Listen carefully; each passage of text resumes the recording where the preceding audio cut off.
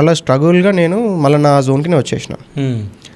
జోన్కి వచ్చిన తర్వాత దానికి నివారణగా నేను ఏదో చేయాల్సింది నేను చేసేసేసిన. మా గురూజీ కూడా నేను చెప్పేసిన చాలీగా నాకు అర్థమైపోయింది, టేస్ట్ వచ్చింది, ఇది అసలు ఇది లైఫ్లోనే ఇది పెట్టుకోవద్దు, ఇది మంచిది కాదు, నాట్ వర్త్ ద రిస్క్, ఇది అసలు వర్త్ ఇటే కాదని చెప్పి నాకు అర్థమైపోయింది.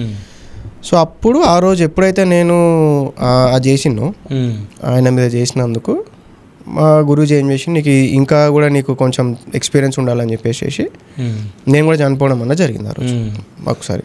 ఓకే, మీరు చనిపోయారా? ఆ టైంలో చనిపోయి అప్పుడు నేను యమధర్మరాజుని అప్పుడు కూడా కలవలేదు.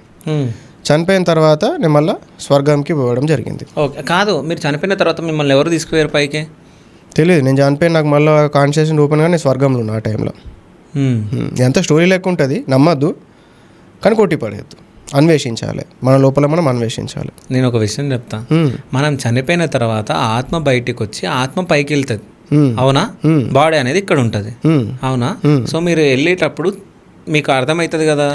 అట్లా ఏం ఇన్స్టెంట్ ఉండే నాకు, అట్లా ఏం ఇట్లా సినిమాలో చనిపోయారు మీదికి వెళ్ళిపోయారు.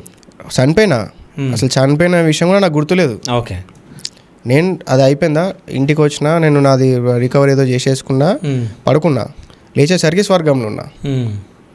నాకున్న తెలియదు నేను చనిపోయినా. మీరు నరకంలో ఉండాలి కదా. అదే అంటున్నా, స్వర్గంలో ఉన్నాక అక్కడ కొందరు కలిసి వాళ్ళతోని ఒక మంచి ఎంజాయ్మెంట్ లాగా ఉండే అక్కడ. ఎవరాళ్ళు అక్కడ ఉండేటోళ్ళు? ఎవరాళ్ళు వాళ్ళు కూడా ఇట్లా అక్కడ వచ్చిన వాళ్ళు, వచ్చిన ఆత్మలు.